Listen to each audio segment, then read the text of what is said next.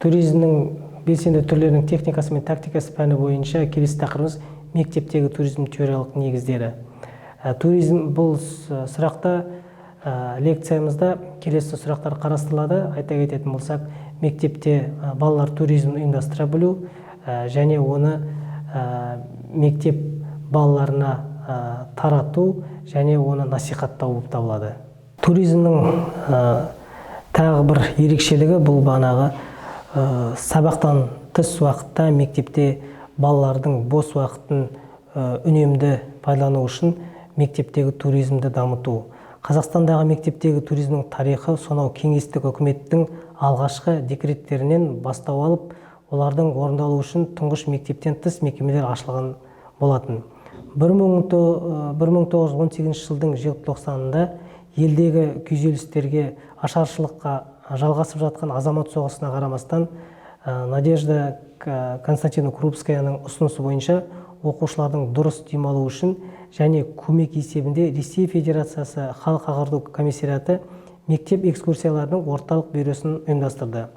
Осы кезеңде жас туристердің, натуралисттер мен техниктердің станциялары жұмыс істей бастады.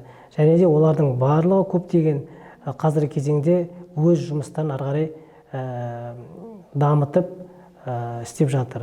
Қазақстанның мектептері мен мектептен тыс мекемелеріндегі өлкетану және экскурсиялық туристік жұмыстары түрлі сипат алып, өрісін кеңейтті.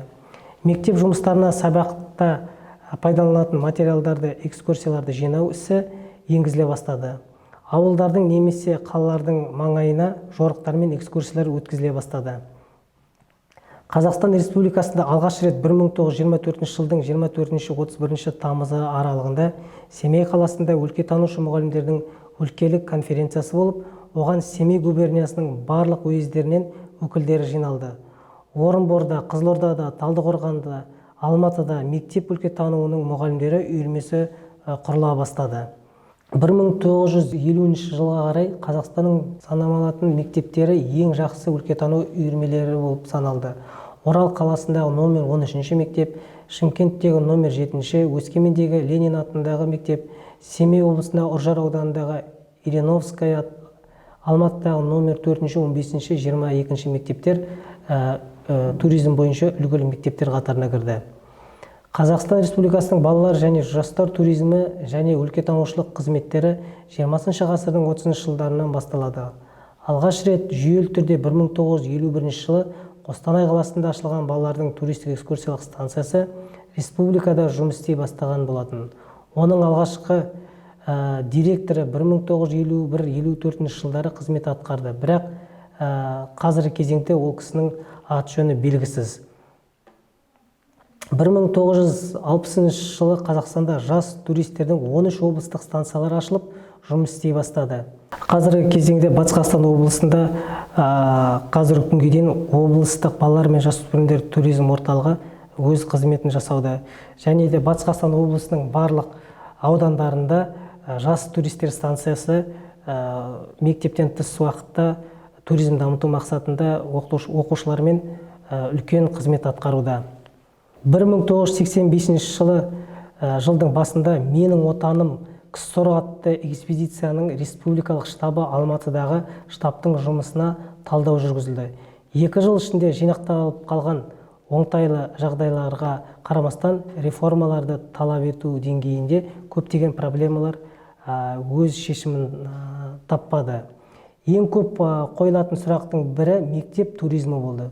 Көптеген жалпы қоғамдық мектептер мен кәсіби техникалық училищелерде мұғалімдер оқушыларды туристік жорыққа апару құқығы болмаса да жұмыс істейді. Оларда туризм инструкторларының атағы да тіпті қарапайым дайындығы да болған жоқ. Себебі туризм курсын оқу тек дене шынықтыру институттары мен педагогикалық институттардың дене тәрбиелеу факультеттерінде ғана оқу жоспары болып ғана қарастырылған. Дегенмен, осындай институттар бар болса да, Қазақстанда туризмді оқытуды үйрететін мамандандырылған кадрлар жеткіліксіз. Қазір кезеңде айта кететін болсақ, проблемалар осы мектеп туризмнің проблемасы бұл бағанағы туристік жабдықтардың жетіспеушілігі. Бұдан да басқа проблемалар да жеткілікті. Мәселен, көптеген мектеп басшылығы балалардың жорықтарға қатысуына теріс көзқараста болады.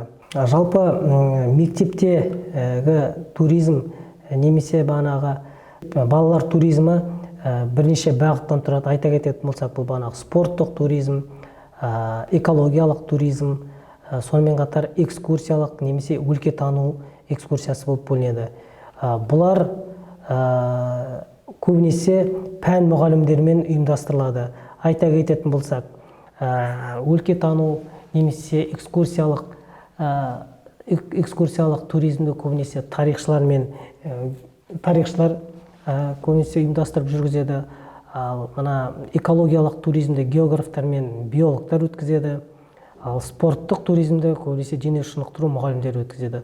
Сондықтан қазіргі кезеңде біздің мектептерде туризмді дамыту үшін жақсы кадрларды даярлап, оларды туризм мамандығының түлектерін мектептерге бағыттау және туризм сабағын тек қана сабақтан тыс емес, сонымен қатар бағанағы дене шынықтыру сабағының бір бағыты ретінде, міндетті сабақ ретінде кіргізу болып өзіміздің ұсынысымызды жеткізгеніміз жөн.